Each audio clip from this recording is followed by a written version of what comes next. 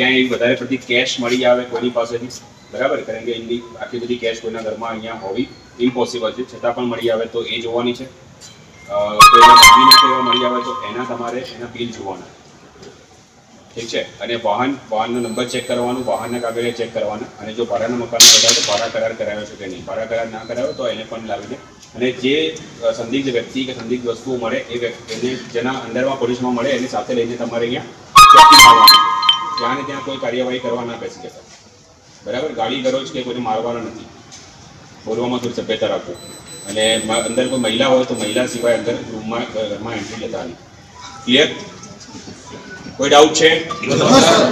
ઠીક છે. અને પ્રોપર ચેકિંગ કરવાનું છે, પ્રોપર, બરાબર. ખાલી જઈને આટો મારીને આવી ગયા એવું નહીં કરતા.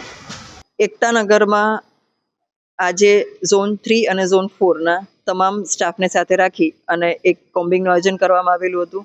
જે કોમ્બિંગ અંતર્ગત 2 કે વધુ ગુનામાં જે લોકો સક્રિય હોય એને ચેક કરવામાં આવેલા છે. MCR અને HS ને પણ ચેક કરવામાં આવેલા છે. સાથોસાથ કોઈ ગુનાહિત વસ્તુ મળી આવે તો કેસ કરવા માટેની પણ સૂચના આપવામાં આવેલી હતી, જે અંતર્ગત અત્યારે બધી જ કામગીરી ચાલુ છે અને ટીમો એમાં સક્રિય છે. આ વિસ્તારમાં અવારનવાર જે અસામાજિક તત્વો છે એ લોકોને ચેક કરી અને એમની પ્રવૃત્તિ પર ડામવા માટે થઈ અને અમે કોમ્બિંગનું આયોજન કરીએ છીએ અને લગભગ સમયાંતરે આ કોમ્બિંગ કરતા હોઈએ છીએ.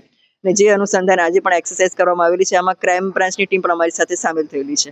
શંકાસ્પદ કોઈ વ્યક્તિ જણાયો?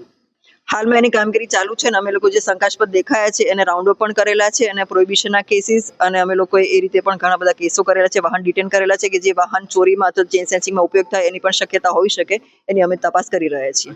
કેટલા માણસોની અટકાયત કરવામાં આવી? હાલમાં કામગીરી ચાલુ છે, એટલે કામગીરી ચાલુ છે. વાહન કેટલા ડિટેન કરવામાં આવ્યા? 6 વાહન ડિટેન કરવામાં આવેલા છે, 2 પ્રોહિબિશનના કેસ કરેલા છે અને અટકાયતની કામગીરી હજી ચાલુ છે. આરોપીઓ પકડાયેલા છે? હા, એની કામગીરી ચાલુ છે.